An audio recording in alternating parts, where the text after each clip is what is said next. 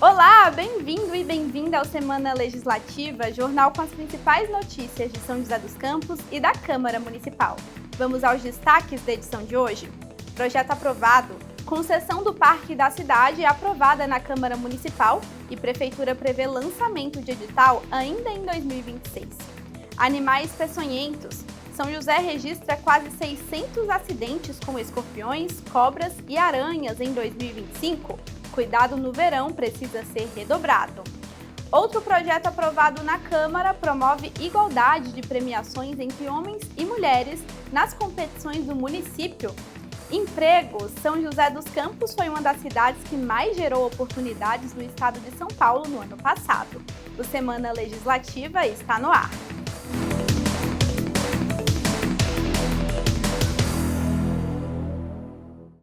Com a volta às aulas, a programação de atividades escolares é extensa. Carnaval, festa junina e outras datas sazonais fazem parte do calendário letivo. Mas com a aprovação de um projeto de lei na Câmara Municipal, as escolas municipais ficam obrigadas a comunicar previamente aos pais e responsáveis todas as atividades extracurriculares a serem realizadas com os alunos, dentro ou fora do ambiente escolar. A proposta assegura ainda o direito de não participação nas festividades. Ter a liberdade de escolher quais eventos escolares seu filho participa. Esse é um dos objetivos do projeto de lei de autoria do vereador Cláudio Apolinário, aprovado na Câmara Municipal. A matéria torna obrigatória a comunicação prévia aos pais ou responsáveis legais sobre atividades extracurriculares a serem realizadas nas instituições municipais de ensino de São José dos Campos. A partir da aprovação e a sanção do prefeito, já foi sancionado, as escolas passam a ter a obrigação de comunicar os pais em até 48 horas antes sobre essas atividades extracurriculares. E é importante entender que essa lei é uma lei equilibrada, ela vale para todos. Desde um pai que não quer que um filho participe de um Halloween ou de uma festa de São João por questões religiosas, como um pai que não quer, um pai que é ateu, por exemplo, que não quer que o filho participe de uma atividade religiosa, seja ela evangélica, seja ela católica ou de qualquer matriz. Então é uma lei equilibrada que vale para todos. 48 horas antes comunicou, os pais têm o direito de dizer: o meu filho não vai participar. Nessa escola da cidade, a comunicação dos eventos como festas temáticas e atividades sazonais é realizada sempre com antecedência. A instituição já segue um dos parâmetros da nova lei, que estabelece um prazo mínimo obrigatório para a comunicação com os pais. De acordo com a matéria, o aviso precisa ser feito até 2 dias antes da realização do evento. Nós temos atividades curriculares, que são atividades obrigatórias, e temos atividades extracurriculares. Isso está dentro da BNCC, nessas atividades extracurriculares, que são as datas comemorativas, que são as atividades culturais. Então, quando a gente comunica para os pais, dá o direito de escolha nas atividades extracurriculares, que não são obrigatórias. Então, o pai também pode escolher. Então, por exemplo, tem o carnaval, que é uma atividade extracurricular, mas está dentro da nossa cultura, Então, a gente comemora aqui, por exemplo, no nosso intervalo. Não atrapalha a aula. Se o pai não quiser que o filho participe, não é obrigatório.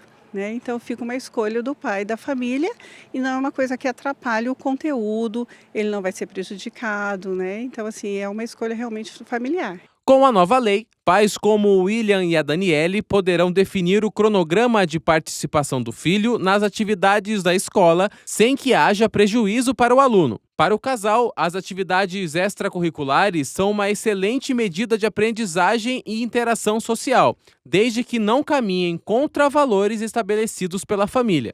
A gente não tem uma tendência de liberar para tudo, por quê? Porque a gente percebe já na escola, principalmente nessa, que até o cuidado com as atividades extracurriculares já levam isso em consideração. Mas eu acho importante ter uma legislação, por quê? Porque a gente sabe que tem escolas e tem pais e pais.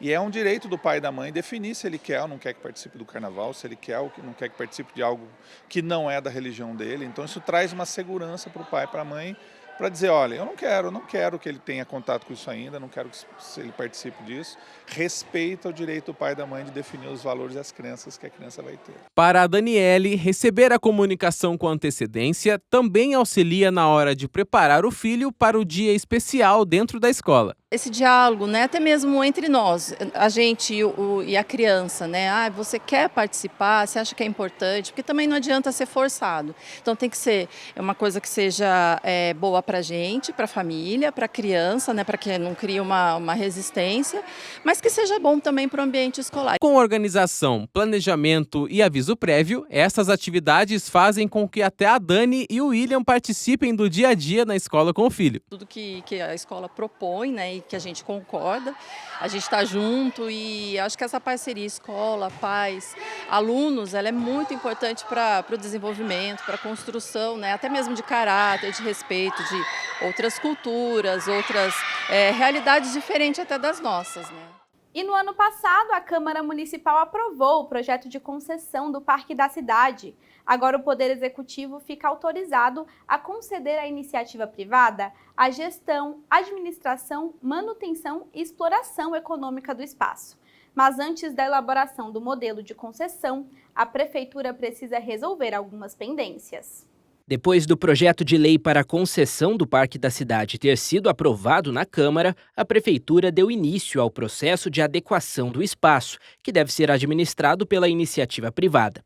Segundo o secretário de Parcerias, Investimentos e Projetos da Prefeitura, a prioridade é resolver, junto do governo do estado, as pendências da antiga fábrica da tecelagem Paraíba. Essa aprovação na Câmara, por ampla maioria, permite que agora a gente dê prosseguimento nas duas frentes importantes do parque. A primeira, que é fazer o convênio com o governo do estado de São Paulo, para que a gente possa resolver, inclusive, a propriedade da antiga fábrica da tecelagem Paraíba. Hoje ela pertence ao governo do estado, sempre pertenceu ao governo do estado, né? Ela foi arrematada por dívida para o governo do estado, e a gente precisa regularizar isso, passar do estado para a prefeitura. Então a gente já vai avançar nessa frente, fazer uma escritura pública de concessão de uso por 32 anos, que o estado vai conceder para a prefeitura por 32 anos um direito real de uso da fábrica. Então é como se fosse uma transferência da propriedade, para que a gente possa fazer a concessão da fábrica, já como centro de convenção, dentro do modelo da concessão. Então a gente também agora vai avançar na obra propriamente dita, que a gente precisa aguardar ainda a aprovação dos conselhos de patrimônio histórico. Estamos aguardando o IPHAN. Assim que o IPHAN aprovar a obra, que é uma intervenção, né, num patrimônio histórico centenário, precisa dessa aprovação do Conselho de Patrimônio. A gente vai avançar também no convênio com o Estado para resolver as duas coisas, como eu disse, a propriedade para a Prefeitura e também a questão da transferência dos recursos. Como o secretário explica, somente após esse processo, a Prefeitura poderá elaborar o modelo de concessão que será usado. O Estado vai transferir 125 milhões para a Prefeitura poder fazer a obra, restaurar a fábrica. São 62 mil metros de galpões, a antiga fábrica da tecelagem Paraíba, mas a gente não vai só restaurar, vai transformar num centro de exposições, convenções e eventos para a cidade. Com isso, a gente também avança na modelagem da concessão do Parque da Cidade. A gente precisa ter essa garantia que vamos ter o recurso do Estado para fazer a restauração da fábrica, porque isso vai representar 62% do faturamento no estudo preliminar que nós fizemos da concessão do parque. Então, a gente vai avançar também na modelagem e finalizar para saber se vai ser provavelmente por 30 anos a concessão do parque, um investimento na ordem de 180 milhões do privado. Segundo esse advogado especialista em direito público, o papel da Prefeitura nesse momento é calcular todo o patrimônio do parque e tudo que será modificado. A Prefeitura precisa obrigatoriamente fazer o trabalho de levantamento do que vai ser modificado, o que vai englobar essas propostas e o que o Estado envolve, a função pública envolve. Dito isso, ela vai precisar apresentar isso para as empresas e montar o edital contando toda essa história, que existem ali circunstâncias já de muito tempo que precisam ser administradas, que talvez, por exemplo, a tecelagem pode ser tombada como patrimônio histórico, não possa ser utilizada como espaço para construção, é uma das hipóteses, isso vai ter que ficar esclarecido para que evite discussão futura. Então a Prefeitura vai precisar se cercar dessas itens e, de repente, promover até o tombamento dessas companhias que ali se sediaram, para poder dar avanço à proposta e ela virar um edital para, aí sim, abrir a concorrência pública. Depois do modelo de concessão ser finalizado e o edital estiver pronto, ele será apreciado pelos vereadores, que poderão opinar sobre a proposta.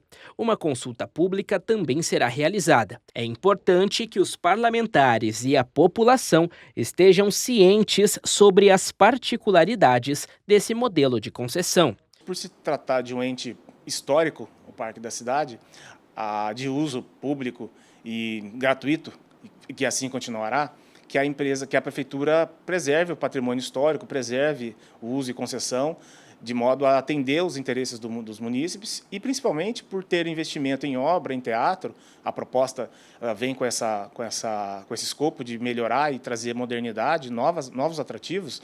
É a prefeitura e os órgãos de controle acompanhar-se o cronograma dessa empresa que está hoje fazendo, que vai fazer a gestão, está sendo cumprido rigorosamente. Com o edital publicado, o objetivo da Prefeitura é receber propostas de empresas investidoras e fechar a parceria ainda em 2026.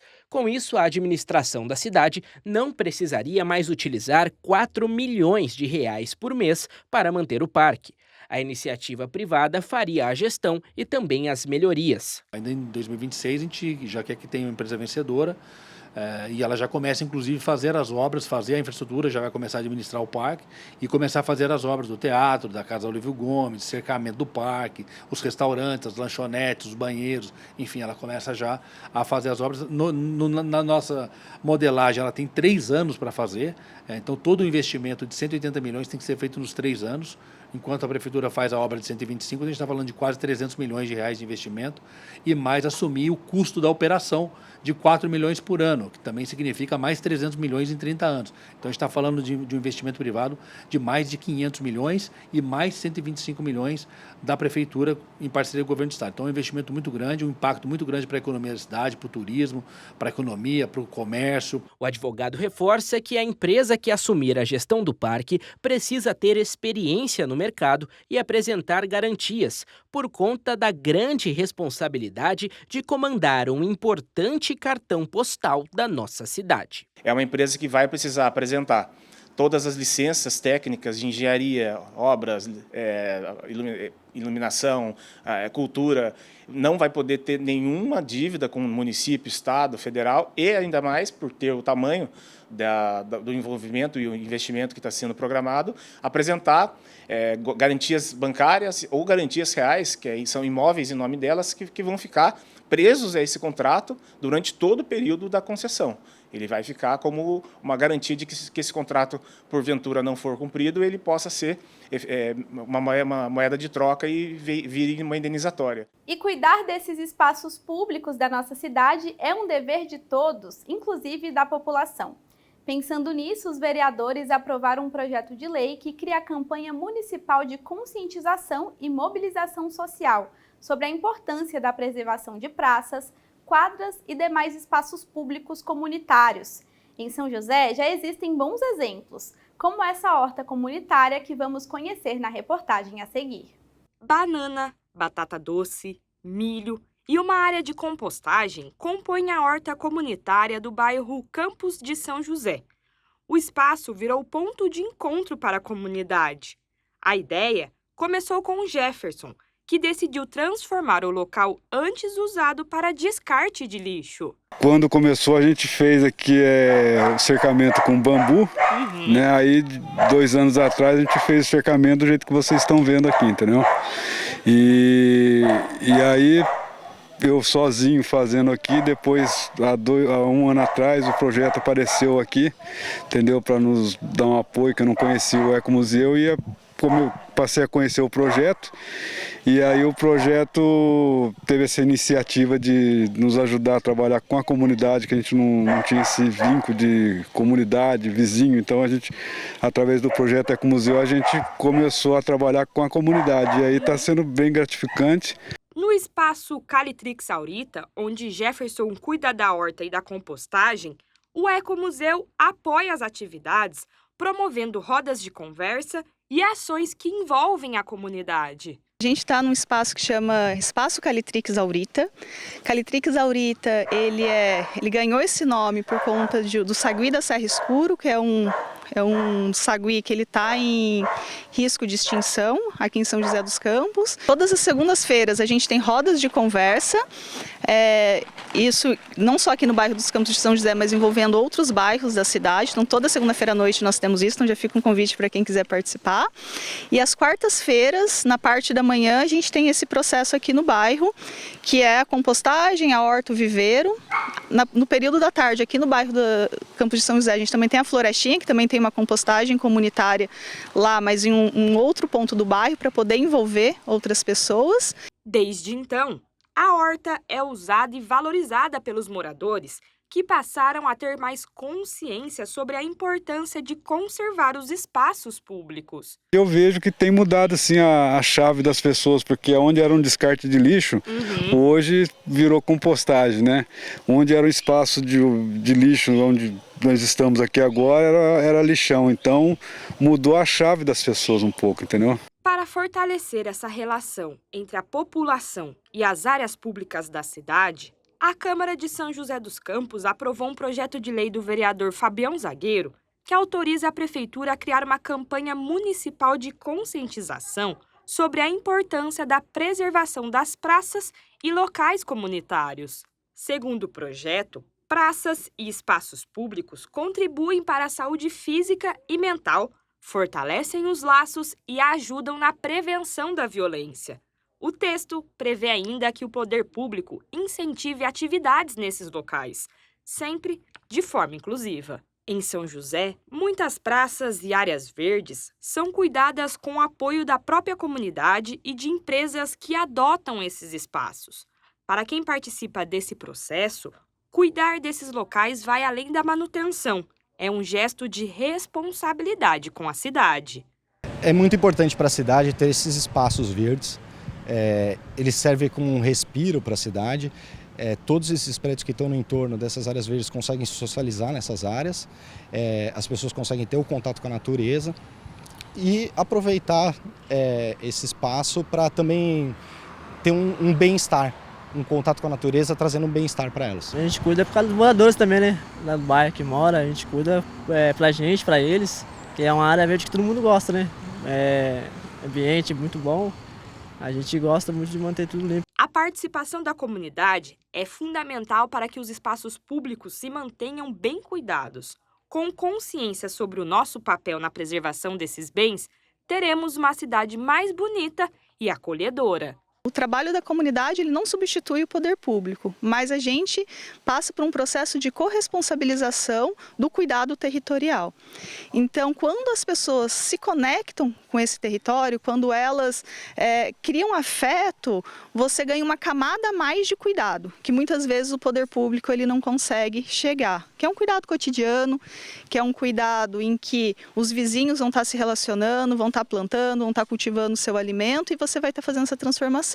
Outra lei aprovada aqui na Câmara Municipal busca combater a desigualdade de gênero em premiações realizadas aqui na cidade. A proposta tem como objetivo proibir o pagamento de valores diferentes para homens e mulheres em competições de diversas categorias, e assim garantir que elas tenham as mesmas chances de sucesso e de reconhecimento. Ter uma carreira renomada no esporte, com títulos e passagens por grandes clubes, geralmente é sinônimo de sucesso e estabilidade financeira, mas nem sempre isso acontece para as atletas femininas. A Daiane, mais conhecida como Bagé, foi campeã do mundo jogando como lateral do São José em 2011, ganhou destaque e chegou à seleção brasileira representando o país. Conquistou 3 títulos em Jogos Pan-Americanos em 2003, 2007 e 2011. A ex-jogadora destaca que os valores recebidos nas premiações nunca passaram perto do que os homens recebem. Tinha vezes que a gente recebia, tinha vezes que a gente não recebia, e aí era muito abaixo. Acho que a gente não pode nem dizer, talvez uns 10% do que o masculino ganhava, às vezes menos que isso ainda, né? Então, a gente tinha muita dificuldade naquela época em relação a essas premiações, né? Hoje melhorou, mas eu acredito que a gente ainda está nessa luta muito grande, principalmente por igualdade, né? Salarial, igualdade de premiação para o futebol feminino. A gente vê o crescimento e a evolução do futebol feminino, mas a gente sabe que principalmente esses valores, né, podem ajudar e alavancar muito mais ainda o futebol feminino. Sabendo dessa disparidade nos valores das premiações, a Câmara Municipal aprovou um projeto de lei de autoria do vereador Gilson Campos, que autoriza o Poder Executivo a adotar medidas que promovam a igualdade na premiação para homens e mulheres em eventos realizados na cidade. De acordo com o parlamentar, promover esse tipo de igualdade é um incentivo para que mais mulheres marquem presença nas competições realizadas no município, sejam elas esportivas, artísticas ou tecnológicas. Para essa especialista em direito da mulher, a promoção de projetos que promovam essa igualdade no reconhecimento também é uma forma de combater diretamente a discriminação sofrida pelas mulheres nos âmbitos competitivos. Não acaba sendo só injusto, é uma discriminação, né? Essa mulher que compete em igualdade com esse homem, cumprindo as mesmas regras, os mesmos requisitos, tendo a mesma capacidade técnica, física, intelectual, e na hora da premiação ela recebe menos, não é injusto, é uma questão discriminatória. A advogada destaca ainda que essa atitude de São José também pode servir de modelo para outras cidades do Vale do Paraíba. A mulher se sente mais empoderada, traz a inserção de mais mulheres em determinada categoria de competição e acaba atraindo também mais patrocínios e a continuidade dessa mulher. Acaba sendo com certeza uma referência para que outros municípios adotem. Apesar de já notar uma melhora no cenário esportivo nacional, a ex-atleta considera que a lei pode ser um grande incentivador para o esporte feminino na região. Isso vai ser maravilhoso, né? Acredito que muitas atletas vão aparecer e o futebol feminino e o esporte feminino vai ser bem valorizado.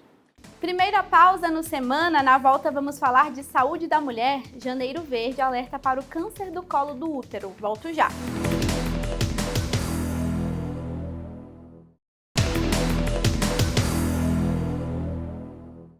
Voltamos com Semana Legislativa. Janeiro é um mês de muita chuva e a água parada é um ambiente propício para a proliferação de larvas do mosquito transmissor da dengue. Durante todo o mês, equipes antidengue da Prefeitura realizam avaliação de densidade larvária em todas as regiões da cidade. A identificação dos locais com maiores níveis de infestação ajuda no planejamento das ações preventivas. De casa em casa, as palmas vêm acompanhadas de um aviso. Prefeitura combate a dengue. Durante todo o mês de janeiro, agentes da Prefeitura realizam a avaliação de densidade larvária do município. É um estudo de uma amostra, né? O que significa uma amostra? Uma parte de um todo, para a gente ver como está se comportando a infestação no município do mosquito Aedes aegypti. A previsão é de que mais de 17 mil imóveis distribuídos em 3.137 quarteirões sejam visitados. Uma dessas casas foi a da Dona Fátima. Ela já pegou dengue mais de uma vez e diz ter ampliado a atenção com plantas e outros recipientes que possam acumular água. Eu já peguei dengue, eu sei o que é. Ficar na cama, né? Febre, dor no corpo. Mas aqui em casa eu tinha bastante vaso, mas eu até doei porque eu não pude cuidar, porque eu quebrei o braço, sofri acidente. Aí eu doei. O foco da amostragem é coletar dados que orientem o trabalho da Prefeitura em operações de combate à dengue, principalmente em regiões que concentram maior número de casos. De acordo com a chefe da Vigilância Epidemiológica, as visitas acontecem de forma minuciosa para observar todos os ambientes que os moradores não costumam checar. O principal objetivo é identificar recipientes que contenham larvas do mosquito. Então eles vão de uma maneira sistemática, não vão em todas as casas, então é um sorteio tanto desses bairros, quanto das ruas, quanto das casas, para eles visitarem e lá eles avaliam. Quantos recipientes tem com larva? Né? Ou se não tem nenhum recipiente com larva. Então, esse tipo de recipiente, ele consegue ser removido ou não consegue ser removido? Então, tudo isso é avaliado. Ainda de acordo com a chefe da Vigilância, é fundamental que, para além dos trabalhos realizados pela Prefeitura, os moradores tenham um cuidado redobrado dentro de casa para evitarem novos criadouros de larvas do mosquito. Tudo que acumula água serve de fonte de criador do mosquito, principalmente por causa desse tempo que a gente tem calor, chuva, né? Então, tudo que for acumular água. E mesmo dentro da casa da pessoa, na geladeira, atrás da geladeira, tem um lugarzinho ali que acumula água. Ali, as pessoas encontram muita larva de mosquito da dengue. Então, tudo que puder acumular água, que você puder eliminar, é fundamental. O que você não puder eliminar, você tenta fazer com que não acumule água. Então, por exemplo, pneu. Você não pode eliminar aquele pneu naquele momento. Cobre o pneu, entendeu? Pratinho de animal. Dá água para ele, depois deixa sempre lavando bem os pratinhos de animal, para o mosquito da dengue não colocar os ovos ali e não se transformar em larva, pupo e aí virar um mosquito adulto. E a dona Fátima já está seguindo à risca as orientações da prefeitura. Além disso, ela também tem informado os vizinhos sobre a importância dos cuidados em casa. Com quem eu conheço, meus conhecidos, para cuidar, né? Trocar o vasinho por areia, em vez de água, joga água, mas deixa com areia embaixo que pelo menos não fica água, né? E com esse tempo mais quente e chuvoso, também cresce o risco de acidentes com animais peçonhentos, como escorpiões, cobras e aranhas, que ficam mais ativos durante o verão. Em 2025, foram registrados quase 600 acidentes com animais peçonhentos na cidade. Por isso, neste período de maior incidência, o alerta é para redobrar a atenção, a limpeza em casa e saber onde procurar ajuda. A Janaína é síndica desse prédio há 8 anos, mas foi em novembro do ano passado que ela flagrou pela primeira vez um escorpião no local. O fato gerou um alerta e fez com que medidas fossem tomadas. Telas foram colocadas nos ralos e as tampas das caixas de esgoto e gordura estão sendo substituídas. Além disso, a limpeza também foi outra ação tomada pela síndica. A gente procura manter o ambiente todo limpo, organizado.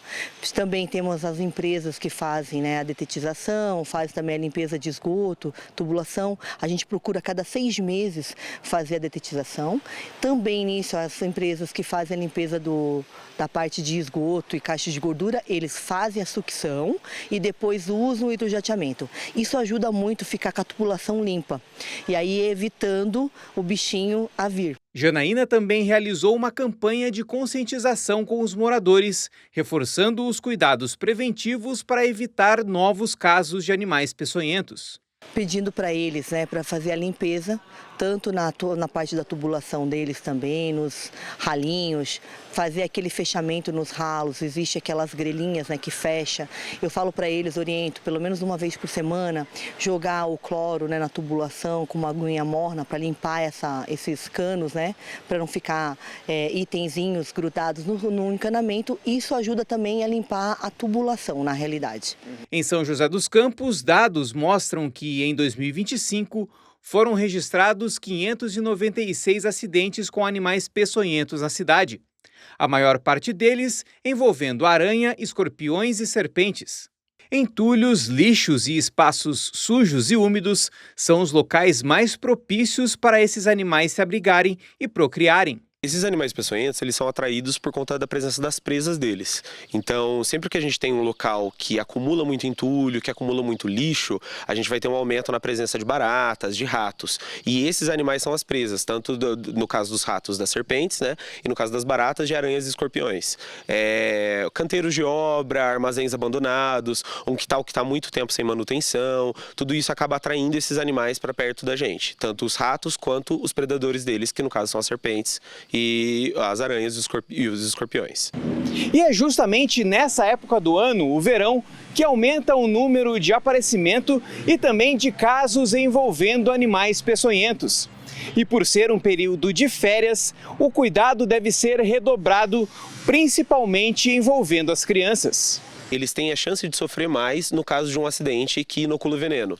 Então, seja porque o sistema já está imunodeprimido por conta de vários anos de vida, ou porque ainda não tem todos os preparos que o corpo vai adquirindo conforme o passar do tempo. Então, como as crianças são menores, circula mais rápido, o sangue tem chance do veneno chegar onde ele não deveria mais rapidamente. No caso de pessoas com problema de coagulação também é um risco muito grande, e daí a recomendação caso tenha um acidente, ir ir correndo para o hospital. E no caso das crianças também é porque elas acabam mexendo muito nas coisas, né? Vai se enfiar no meio do mato, vai mexer no entulho e acaba levando uma picada numa situação dessa. Em caso de picadas de algum animal peçonhento, a pessoa deve lavar o local com água e sabão, manter o membro picado em uma posição elevada e se encaminhar para o hospital mais próximo o mais rápido possível. Dentro aqui do hospital, a gente prioriza a primeira hora para a tomada de decisão, para o paciente já estar no leito, com soro, sendo ali tratado pela picada do animal. E para o munícipe, o que a gente orienta? O mais rápido possível mesmo. Questão de 15 a 20 minutos, isso propicia um prognóstico mais positivo, uma tomada de decisão mais rápida da unidade também e vai evoluir bem, né? Que é isso que a gente quer, que é isso que a gente prioriza. Para quem encontrar algum tipo de animal peçonhento em casa, é recomendado ter cuidado para não ser picado e acionar algum órgão competente para fazer a identificação e o recolhimento. No caso dos escorpiões, a recomendação é entrar em contato direto com o CCZ, o Centro de Controle de Zoonoses. Eles fazem a retirada desses animais e eles fazem uma averiguação no espaço para ver se não tem mais indivíduos ali, se não é uma infestação. No caso das serpentes, não é recomendado que as pessoas, se está numa área de mata que o animal pode ir embora sozinho, o recomendado é deixar que o animal saia daqui. Agora, no caso que está dentro de uma área urbana, dentro de uma casa, a recomendação é entrar em contato com algum órgão responsável, seja a prefeitura, seja uma polícia militar ambiental, e eles vão fazer essa retirada desse animal da forma segura e direcionar o animal para outro local sem que cause dano à pessoa e sem que cause dano ao animal. E para evitar o surgimento desses animais peçonhentos nas residências, basta seguir algumas dicas.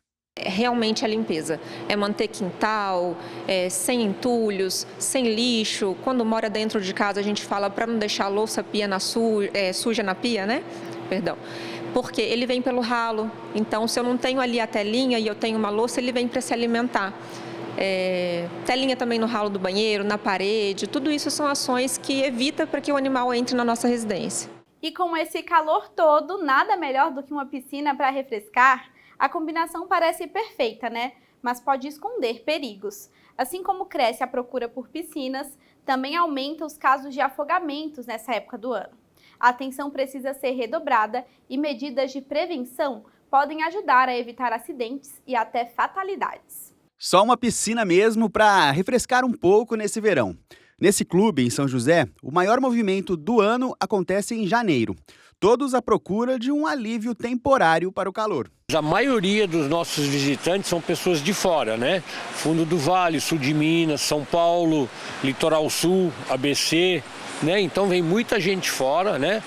Muita gente que faz bate-volta, alguns que se hospedam em hotéis e ficam pro dia seguinte, vem no sábado e fica pro domingo, mas a maioria é bate-volta. Acontece que, além da tranquilidade, as piscinas também podem representar alguns perigos. Então, assim como o movimento, nessa época cresce também a necessidade de cuidado. O que traz isso para a segurança é o banhista ele não cumprir as regras da política interna ou da segurança interna do parque. No modo geral, o princípio é não correr dentro do parque, porque existe o piso molhado por conta de piscinas, né? Não dar salto acrobático nas piscinas, como mortais, pulo de cavalinho ou salto girado, porque pode ocorrer um risco de escorregão e causar um paraplegismo, um tetraplegismo, dependendo da queda, né? Então os guarda-vidas e salva-vidas eles vão fazer a orientação para esses. Outro perigo passa despercebido dentro da piscina. Os ralos usados na circulação da água estão entre as causas de acidentes. O risco está principalmente no cabelo, que pode ficar preso à sucção. Aqui esse problema foi resolvido. O ralo de fundo, ele puxa normalmente como fosse um ralo normal de pia. Só que ali não tem essa sucção, né? Tem um sistema de segurança aí para não fazer isso aí, porque os filtros são próximos. Mas o cenário muda quando a piscina não fica em um clube. Nas residências, a falta de monitoramento faz com que o risco seja maior. É nesse tipo de ambiente que se concentra a maior parte dos acidentes. 16 pessoas morrem afogadas no Brasil todos os dias. E quase metade dessas mortes, 42%, acontece antes dos 29 anos. Esses números da Sobrasa, a Sociedade Brasileira de Salvamento Aquático, mostram que o afogamento continua como uma das principais causas de morte evitável no país, principalmente entre os mais jovens. Nas redes sociais, são dezenas de registros de acidentes como esse. Um instante de desatenção que se transforma em perigo.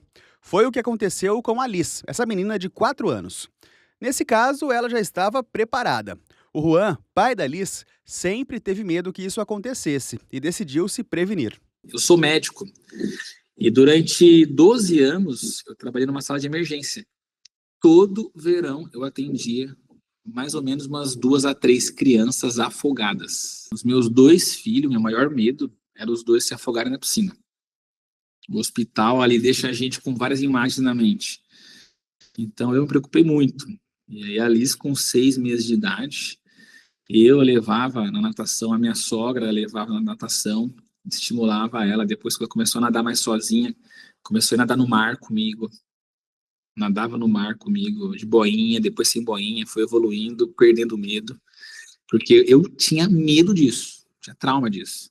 E a casa da minha sogra, na filmagem ali, dá pra ver que não tem cerca em volta da piscina. Porque desde pequeno a gente sempre ensinou. No comecinho era cair, nadar pra borda e segurar. Agora ali já dá mortal de costas na piscina, graças a Deus. Preocupada, a Solange também decidiu se prevenir, mas de outro jeito. Para afastar o perigo, ela colocou essas grades. Agora os pets ficam em segurança, até porque se não for assim, eles aproveitam. E as crianças também, quando a gente recebe os amigos, a gente tem toda a segurança de ter aquele papo legal, aquela conversa legal, sabendo que não vai ocorrer nenhum incidente ou acidente na piscina, né, por conta dessas grades. Diante desse cenário, o Corpo de Bombeiros reforça a prevenção como a principal aliada dentro e fora das piscinas. Dos pais, a supervisão em 100% do tempo é evitar com que você tenha algum desvio de atenção. No momento que a sua criança, o seu filho, está na piscina, você deve voltar a sua atenção totalmente para ele, evitar mexer no celular ou qualquer outra atividade aí, alheia à atenção com a criança. E também, já em outra faixa etária, que diz respeito aos jovens e adultos, é ideal que se evite o consumo de bebidas alcoólicas antes de entrar na água, né? E também as conhecidas aí manobras arriscadas que as pessoas fazem na piscina, que podem acabar se lesionando e se vitimando aí, a pessoa acabar se vitimando e se afogando, tanto devido às manobras que ela executou, como também às habilidades insuficientes dela ali de natação, né? E neste primeiro mês do ano, a campanha Janeiro Verde faz um alerta para toda a população sobre o câncer do colo do útero, que é um dos mais comuns entre as mulheres no Brasil. Em São José dos Campos, o mês vem sendo marcado por ações educativas de conscientização sobre a doença e formas de prevenção. O câncer do colo do útero é um tumor maligno que se desenvolve nas células da parte inferior do útero, causado principalmente por uma infecção persistente do papilomavírus humano, o HPV. Segundo o INCA, Instituto Nacional do Câncer, este é o 3º tipo de câncer mais comum entre as mulheres. A gente tem no Brasil, em média, um diagnóstico de 17 mil casos novos de câncer do colo do útero a cada ano. E aí a gente pode ter, né, um número de mortalidade também elevado. Esse ano de 2025 a gente chegou a mais de 5 mil mortes de mulheres por causa do câncer do colo do útero. Por isso, a campanha Janeiro Verde reforça a importância da prevenção e do diagnóstico precoce deste câncer, que é silencioso e pode demorar muitos anos para se desenvolver. Às vezes você tem infecção do HPV, a paciente é infectada, ela demora anos para desenvolver o câncer. Por que antes ela não fez o exame, né? Isso que... Se a gente pode parar antes da doença, por que a gente não age nesse antes? Este agir antes, no caso do câncer do colo do útero, é bem possível, viu? A prevenção envolve basicamente 2 caminhos. Um deles é a vacina contra o vírus do HPV, o principal causador deste câncer. A vacina tem como público prioritário meninas e meninos entre 9 e 14 anos de idade. O outro método é o exame preventivo Papa Nicolau, recomendado para mulheres que já têm vida sexual ativa. Ambos estão disponíveis no Sistema Único de Saúde. Em São José dos Campos, o exame Papa Nicolau e as vacinas contra o HPV estão disponíveis nas unidades básicas de saúde ao longo de todo o ano. Por indicação do Ministério da Saúde, jovens entre 15 e 19 anos também podem tomar a vacina. Em 2025, a cobertura em São José se aproximou a 70%, mesmo percentual indicado pelos ODS, Objetivos de Desenvolvimento Sustentável da ONU, que prevê metas globais em diversas áreas, como educação, meio ambiente e saúde. Aqui no município a gente tem, né, difundido na atenção primária, que são nas UBSs, né? A cada bairro tem a sua UBS, a cada área de abrangência, e lá existem profissionais capacitados, tanto médicos ginecologistas, médicos da saúde da família, as próprias enfermeiras, que têm agenda destinadas durante todo o ano, né, para a coleta do preventivo, que é o exame primordial para detectar as lesões precoces, né? E saber também interpretar e fazer os devidos encaminhamentos. Além do mais, a gente tem a aplicação da vacina contra o HPV, que é o vírus que faz com que possa ocorrer o câncer do colo do útero. Isso também em todas as UBSs, durante todo o dia, né, durante toda a semana, de segunda a sexta, as unidades estão preparadas para aplicar essa vacinação nas crianças, adolescentes de 9 aos 14 anos de idade, meninos e meninas. O preventivo, embora seja rápido, ainda é alvo de medo e estigmas que acabam levando muitas mulheres a adiarem o exame. No país, segundo o levantamento divulgado este ano pela ONG Impulso Gov, com dados do Ministério da Saúde, mais de 36 milhões de mulheres entre 25 e 64 anos não fizeram o exame Papa Nicolau no intervalo de 3 anos. A desinformação é um dos motivos desta ausência. Em São José, na UBS do Jardim da Granja, por exemplo, mais de 30% dos exames agendados no ano passado não foram feitos. A gente considera a relação da região sudeste, São José dos Campos. A gente tem muito acesso à atenção primária aqui, que eu digo é posto de saúde, é uma população menor, é uma cidade menor, né? Mas tem crescido, né? Tem crescido bastante. Você consegue ter mais acesso à atenção primária, que é o posto de saúde, a esse exame. Lá para regiões do norte do país, nordeste, que você tem escassez de serviço de saúde, ali complica, né? Então as mulheres acabam não fazendo, além do estigma de você ter que fazer esse exame. Algumas mulheres consideram muito incômodo, né? O tratamento para o câncer do colo do útero também é feito pelo SUS. A cirurgia e a radioterapia são os procedimentos mais comuns. Para um futuro próximo, há uma nova forma de prevenção, o exame DNA-HPV, que está em fase de testes de implementação no país. Ele é feito como se fosse análise do DNA HPV, então ele faz a detecção do vírus do HPV, que é o vírus que a gente sabe que causa o câncer de colo uterino, e aí ele é feito por meio de PCR, né? E ele é interessante porque é um exame que tem uma sensibilidade muito alta. Então, se ele vier negativo, realmente é um resultado negativo, e você pode repetir a cada 5 anos, ou seja, vai diminuir o sistema... vai diminuir menos a chance da mulher ter que ir lá toda hora fazer um exame ginecológico. A oncologista que atende pacientes com câncer do colo do útero no Hospital Pio XII participou de um encontro realizado pelo hospital em um shopping da cidade. Em meio às compras, muitos clientes aproveitaram a ação do Janeiro Verde para tirar dúvidas e multiplicar a importância da prevenção. Aprendi, né? E vou tentar também partilhar o que eu aprendi aqui hoje para que as pessoas busquem os postos de saúde. A vacina está à disposição, os pais têm que levar seus filhos, porque é muito importante isso. Último intervalo, no próximo bloco te conto mais sobre um projeto de lei que busca trazer mais agilidade no serviço público joseense. Não sai daí!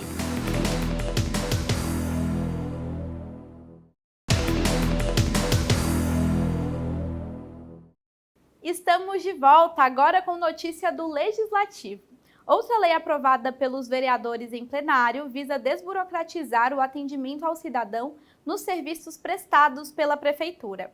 A proposta cria o Cadastro Unificado, que tem como objetivo integrar os dados da população em um único banco de dados e assim otimizar o atendimento em todas as secretarias municipais. Otimizar o tempo e diminuir burocracias na hora de buscar algum serviço público.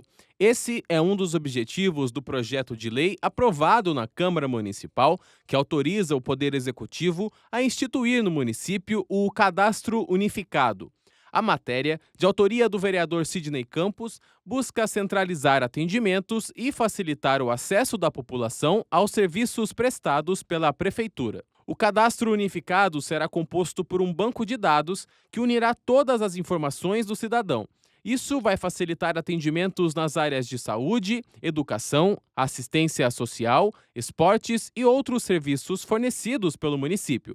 De acordo com esse especialista em gestão pública, é papel do governo apresentar ferramentas que melhorem os serviços ofertados para o munícipe. Quando eu faço um cadastro único, eu junto todas as secretarias no mesmo quadrado para atender o munícipe, isso otimiza o serviço.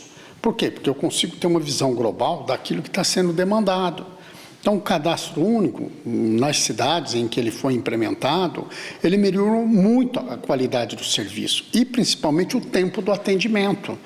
Porque quando as coisas ficam muito distribuídas, as informações muito distribuídas, você precisa concentrar isso, então você vai demorar muito mais tempo para poder atender uma demanda do munícipe. A lei também prevê que os órgãos municipais terão acesso ao cadastro unificado de forma compartilhada, auxiliando na triagem do usuário.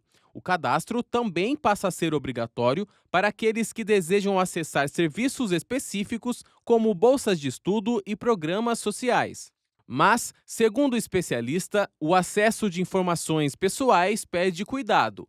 É fundamental que dados sensíveis sejam tratados com todo o sigilo, conforme a LGPD, Lei Geral de Proteção de Dados. Hoje nós já temos tecnologia e modelos de gestão para cadastro único. Eu já tenho isso pronto. Então, o que precisa é implementar um processo de gestão, um gestor responsável pela concentração, operacionalização e atualização deste cadastro. Por quê? Para justamente não acontecer eventuais uso, digamos assim, não ético daquelas informações que estão lá.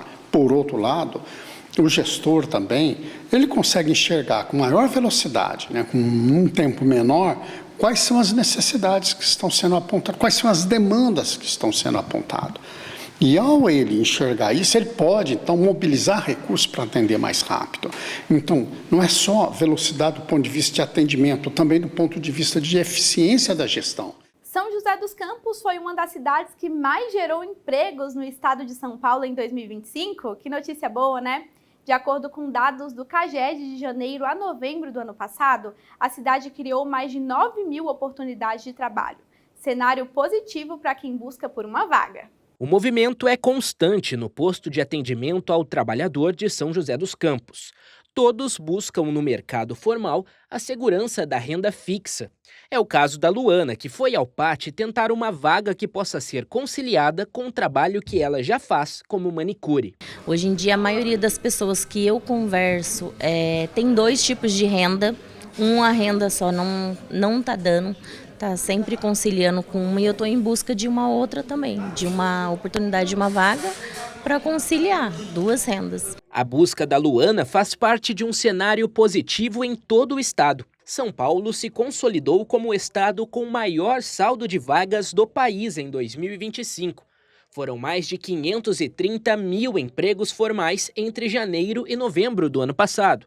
Dentro desse número, São José dos Campos teve papel de destaque. De acordo com dados do CAGED, de janeiro a novembro de 2025, São José dos Campos gerou 9.167 oportunidades de emprego.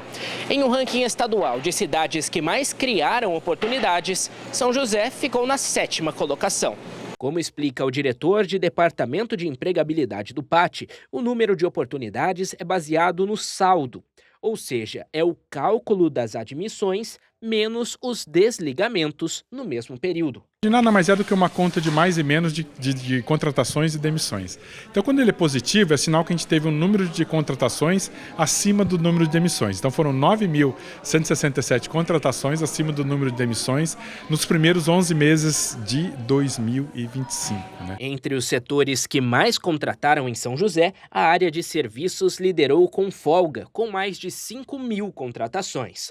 O comércio veio em seguida com quase 2.500 vagas. A construção civil e a indústria também somaram juntas mais de 1.600 admissões no ano. E isso se explica principalmente decorrente de estabilidade e crescimento em 3 setores. O setor de serviço, comércio, que tem crescido de forma significativa, né, ao longo do tempo. Também a indústria, que também tem efetivamente crescido. E em terceiro, agora mais recentemente, quer dizer, neste último ano, a construção civil, que se recuperou de forma significativa e tem apresentado os indicadores de crescimento. Então, se nós pensarmos do ponto de vista global, cria nova perspectiva de empregos formais na cidade. Isso é muito importante. Por quê? Porque geração de renda significa novos posicionamentos dos negócios na cidade. E ainda a gente tem que pensar que nessas expectativas futuras, a Embraer, né, tem tido assim, um crescimento sustentável de venda, tanto na aviação executiva como também na aviação de defesa. Isso tem impacto direto na economia de São José. No comércio, o bom momento permitiu que muitas vagas temporárias se tornassem efetivas. Neste supermercado, na Zona Norte, 25 funcionários que entraram para o reforço de fim de ano conquistaram a vaga fixa. A intenção é justamente essa, reforçar o final do ano, mas manter esse trabalho, né? Garantir também para esses colaboradores a continuidade, né? Para a gente continuar esse atendimento cada dia melhor para os nossos clientes. Para manter São José em uma boa colocação no ranking, a Prefeitura aposta na qualificação. O programa Qualifica São José oferece mais de 3.000 vagas em cursos gratuitos para garantir que o trabalhador esteja pronto para essas oportunidades. Todos os dias, a qualquer horário do dia, você pode fazer inscrição no programa Qualifica São José. Nós estamos com mais de 3.000 vagas neste momento, em mais de 5, 6 áreas de conhecimento diferentes, cursos gratuitos com as melhores escolas, principalmente CEPAS e Fundas. Então, assim, qualquer dia do ano, em qualquer horário, vai no site da Prefeitura que pode fazer a inscrição no Qualifica, todos os serviços gratuitos. Quanto mais emprego, mais renda para a cidade. E claro que a economia agradece. E se nós considerarmos a economia brasileira, os serviços é hoje o grande vetor de crescimento da economia. E São José está bem dentro dessa tendência, né? Não só da economia brasileira, como também da economia global. Então, se nós pensarmos na conjuntura como um todo, a perspectiva para a cidade é positiva. Agora o assunto é economia. No campo das relações internacionais, 2026 iniciou com uma decisão histórica que promete unir comercialmente 2 grandes blocos continentais. Depois de uma intensa negociação, foi assinado no dia 17 de janeiro o Acordo de Livre Comércio entre a União Europeia e o Mercosul. Mas como será que este acordo deverá refletir aqui em São José dos Campos? A nossa equipe explica a importância deste tratado e os possíveis impactos na economia joseense. Foram 25 anos de negociações. O acordo assinado entre os líderes da União Europeia e do Mercosul é um marco para o livre comércio entre os 2 blocos. O tratado ganhou espaço, sobretudo após pressões do presidente dos Estados Unidos, Donald Trump, no comércio internacional. Os números dão o tom histórico do acordo. Envolve mais de 720 milhões de consumidores dos 27 países da União Europeia e dos 4 do Mercosul: Brasil, Argentina, Paraguai e Uruguai. Existe uma dança das cadeiras no mercado global, né? Algumas situações em que países que eram chave, Estados Unidos, China, eles estão se mexendo bastante. Isso causa uma instabilidade no bloco europeu. Então, vamos dizer assim, se eles têm a possibilidade de abrir uma fronteira, não só para adquirir produtos, mas também para vender, eles não vão perder essa oportunidade. No Brasil, os setores da indústria, agronegócio e inovação serão os mais impactados, com novos negócios e geração de empregos. Como um dos principais polos industriais do país, São José dos Campos deverá ter a economia local diretamente afetada pelo acordo. Ainda assim, para o presidente do Parque de Inovação Tecnológica de São José, que reúne 450 empresas, o momento pede cautela. Manter o pé no chão tem a ver com não só o prazo de 15 anos para redução das alíquotas, mas ao mesmo tempo tem que ser ratificado por todo mundo. Então, o desenho final provavelmente só vai acontecer depois desse processo de ratificação todo como um todo acontecer. Agora, ao mesmo tempo, ele é uma sinalização muito positiva para o mercado. Muitas das coisas que a gente vê, às vezes, industriais brasileiros ou pensando, poxa, vou abrir um escritório em Portugal, vou abrir um escritório na Espanha, que pode ser uma fonte de acesso ao mercado europeu. Esse acordo funcionando e valendo, qualquer outra, eles podem fazer isso a partir do Brasil, porque eles já vão ter acesso a esses mercados. Para o consumidor, a possibilidade de ter acesso a produtos europeus com menores taxas ao longo dos próximos anos pode significar preços mais baixos em itens como vinhos, queijos, produtos lácteos e azeites. Só que uma nova decisão mostra que o acordo entre os dois blocos pode demorar a começar na prática. É que o Parlamento Europeu aprovou a revisão jurídica do tratado, o que pode levar até 2 anos. Na última sexta-feira, a presidente da Comissão da União Europeia, Ursula von der Leyen, afirmou que o bloco está disposto a iniciar o acordo de livre comércio, mesmo que de forma provisória, desde que um dos países do Mercosul ratifique o acordo, o que pode acontecer ainda este ano. Por enquanto, com o acordo congelado, o governo brasileiro busca agilizar a validação pelo Congresso Nacional.